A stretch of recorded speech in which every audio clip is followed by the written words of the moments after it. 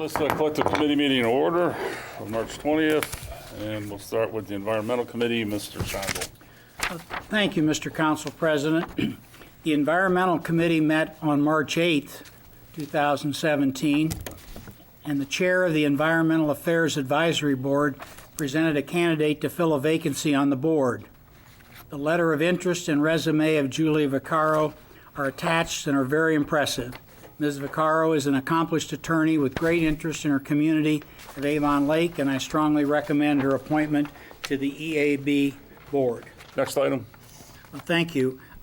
We approved a position description and wage range for an analyst executive assistant in the Avon Lake Regional Water Department.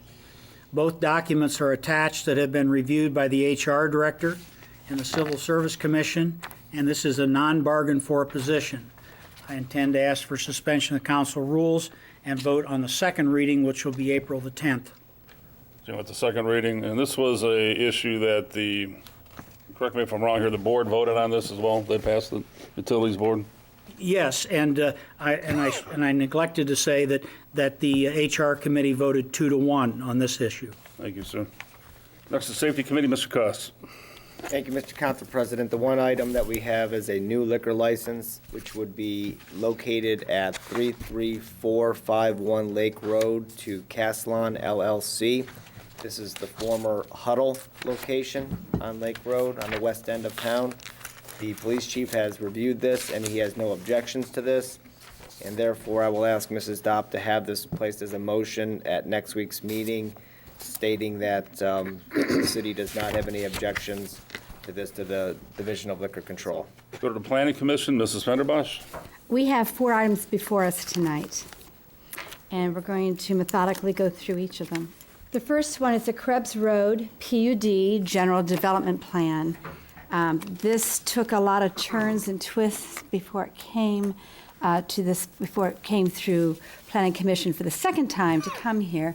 The plan I'm going to be showing you is quite different than the original plan that was given to us, and it was changed through negotiations on the spot, and also it went through the Zoning Board of Appeals, and then it came back to planning, and I'm going to show you what we have now. Now, this is not the only plan that's going to be coming before us. I know we have some people in the audience that are interested in this plan. This is a process. And I'm going to zoom out so we can get more of this on the camera for the people at home and for those of you that are here. Okay.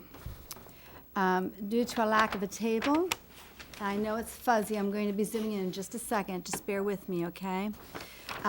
This is north up here. Down here south, we've got the railroad tracks. So this is Krebs Road.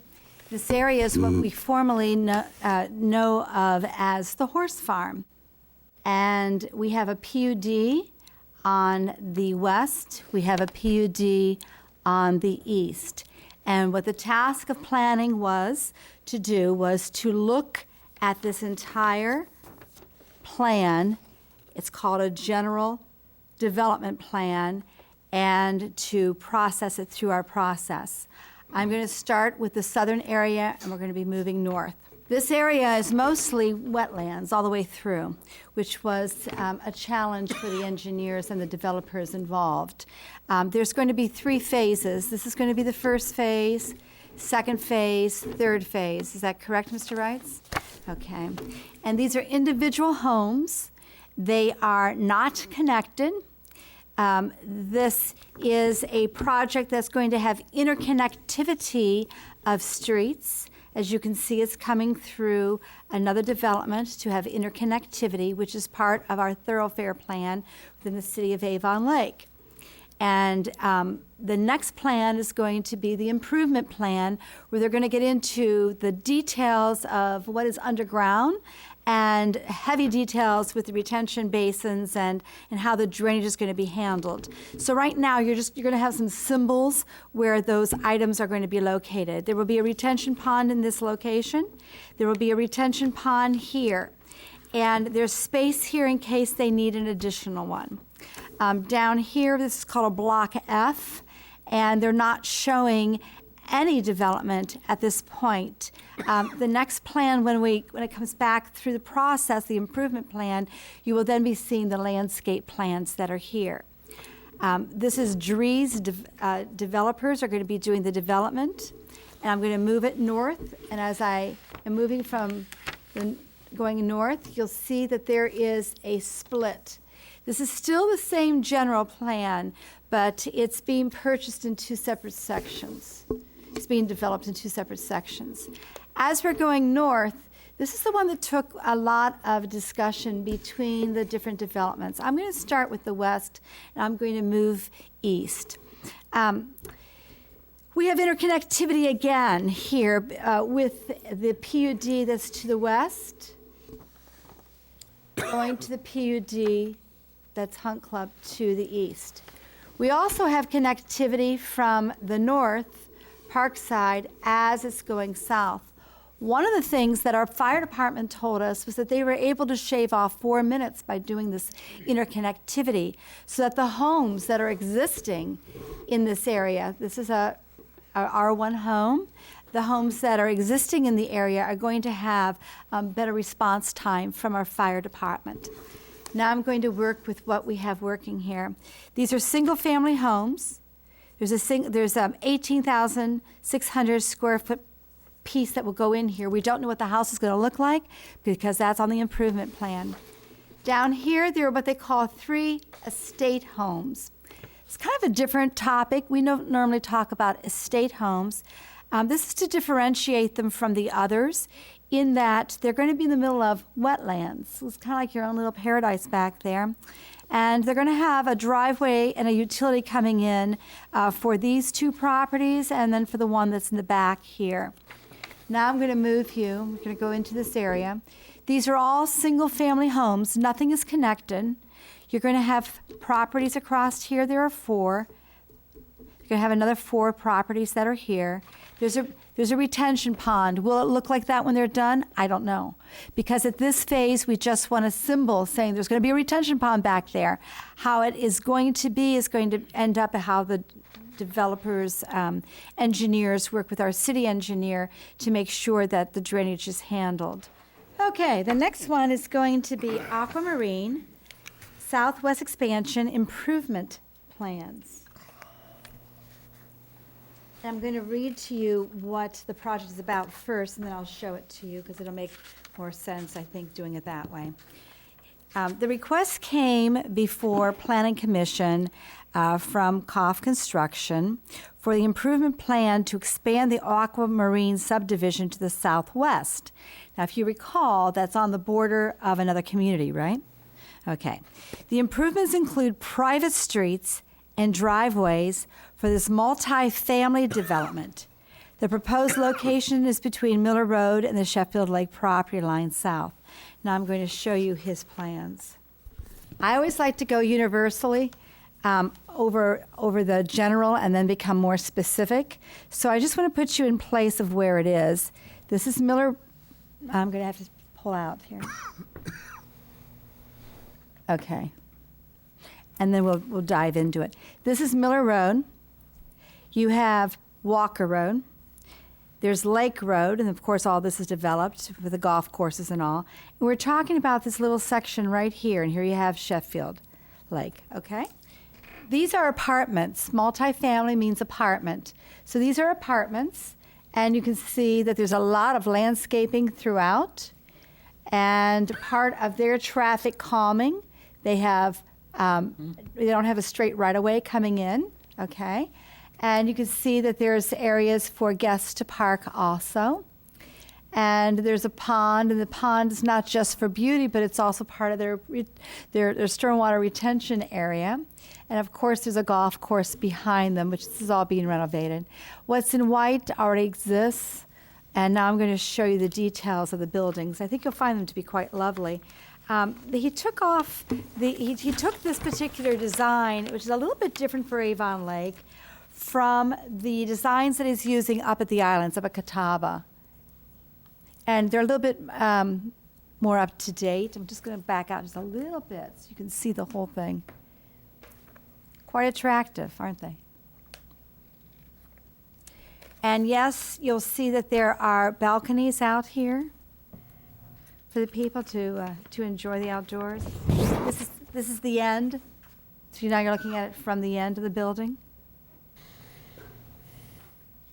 And then I can go through this, but I don't think it would be of interest to City Council. We have material types, and then you're going to get into your stormwater retention, and you're going to get into your other infrastructure. This is the utility plan, for example. All these, like I said, all these underground details have gone through department heads and through the regulatory bodies that are involved with them. This particular plan is a profile sheet. Pavement detail, I mean, actually how the pavement's going to be laid, what kind of concrete, how thick, and on, just to let you know that there is a detail when you get down into the underground part for the foundations and also for your sewers and on and on. But that's the plan. The next item is Legacy Point, number 9, revision to the improvement plan. Okay, so we brought it in, there was an improvement plan, it passed through council, and then there's been a change at the one end. That's what I'm going to be showing you is that change. All right, what we have going on, this is Pin Oak Parkway, this is Route 83, and what we're talking about is right here. This is going to be by the entrance, or the exit, however you look at it, okay? So now we're going to get into the details of it. Okay. This is a development, and there was an empty block here. This is the road going out to Route 83, okay? It's north and south. And what we're looking at is right here, okay? So we're going to zoom in on that particular area. These are multi-family units. There's going to be connectivity here. These will be connected. They each come with a garage. Mr. Rice, I believe that this is also for their guests to park. Is that correct? That is correct. As you can see, this is their concept for traffic calming. Now we're going in with even more detail. They're going to show you where the sidewalks are. They're also going to show you how all of the mounding that's going to be occurring around there to keep their area from flooding onto their neighbors. Concerns over here is assured that they would not have any water coming in on them, and these other properties, everybody was assured. With that, we go to Mayor Zilka. Thank you. In 2012, we passed a 5-year, 2.0 mil paramedic levy, and it is our plan to put it on the ballot in November of this year. We could wait another year, but then that wouldn't give us any opportunity to come back to the residents in case it was voted down. The 2.0 mil renewal, proposed renewal, it currently raises $1.6 million, and it is our intention to renew it, which would keep it at $1.6 million revenue, which would reduce the effective millage most likely to something below 2.0. What we need here is we need an action on the part of City Council to ask the auditor what the millage would be to bring in $1.6 million. So that would be the first step in us putting this on the ballot. Once we get the information, then we would discuss it among council, and we would have 3 readings and vote whether or not to put this on the ballot for a renewal at the November election. So this is the first step in the whole process. That concludes our collective committee meeting, and we do have a special meeting. We need to pass some legislation this evening. This evening, the legislation that we're looking at under a special meeting is temporary legislation 10,843, authorizing the city to enter into a lawsuit contesting the constitutional validity of Ohio Senate Bill 331. Before we get into that, Mrs. Fenderbosch, on the voting part, did you want to say something at this point? Yes, because the governor appointed me to an Ohio commission under the EPA, I needed to sign a pledge that I could not participate in any controversial issues between the city and the state of Ohio. Therefore, I would ask my peers to vote to leave me out of this discussion, and also the vote, I will be in the audience. If you vote positive, thank you. Thank you. Is there any objection, Mrs. Fenderbosh, not voting on this due to her board seating? Okay, then. Gonna vote on it. You have to vote on it. Yeah, that's right, we do need a motion. So I'll get a motion to move that Mrs. Fenderbosh abstains from voting on temporary legend 10,843 because of her role with the state. Any discussion? Ms. Adopt the roll, please. Mr. O'Donnell? Yes. Mr. Shondell? Yes. Mr. Busey? Yes. Mrs. Fenderbosh? Yes. Mr. James? Yes. Mr. Koss. Yes. Mr. Minor? Yes. With that, will the clerk read temporary legislation 10,843, please? An ordinance authorizing the city to join in litigation challenging Ohio Senate Bill 331 regarding small cell facilities and public rights-of-way, authorizing the mayor to retain the law firm of Walter Haverfield to represent the city in such litigation, and declaring an emergency. Mr. Koss, Thank you. I move to suspend the council rule requiring 3 readings. adopt the roll, please. Mr. O'Donnell? Yes. Mr. Shondell? Yes. Mr. Busey? Yes. Mr. James? Yes. Mr. Koss. Yes. Mr. Minor? Yes. Mr. Koss, Thank you. I move for passage of temporary legislation 10843. discussion? Yes, I'm going to defer to the law director here in a moment, but just want to note that this item was discussed at the Public Utilities meeting prior to this meeting tonight, and the Public Utilities Committee did vote to authorize to join in this lawsuit against the Ohio Senate bill and recommend the same to council. Mr. Lieberman? Yes, thank you, Mr. Council President. SB 331, in addition to regulating various animal practices, also has a provision relating to small cell towers, which essentially overrides municipal city home rule and allows a cell tower provider to put a cell tower in any right-of-way up to 50 feet tall, regardless of whether the city approves it or doesn't, and gives the city very limited review rights. There was a lawsuit that we've been asked to join that's being filed, has been filed by Walter Haverfield today, as a matter of fact. They represent some 20-odd cities. There are other cities that are filing their own lawsuits. There is a group out of central Ohio consisting of some 40-odd cities that are also filing a lawsuit to seek to prevent SB 331 from going into effect. And the basis for the suit is twofold. One, it violates the single subject rule that's mandated by the Ohio Constitution. This particular piece of legislation has a number of different unrelated subjects in violation of the Constitution. And secondly, it violates the city's home rule authority by allowing basically cell tower providers, installers to completely ignore the health, welfare, and of the citizens as represented through their cities. So we've been asked to join that lawsuit for a flat fee of $4,500. And as Mr. Koss indicated, the Utilities Committee has recommended that we do so. Thank you, sir. Discussion on this item.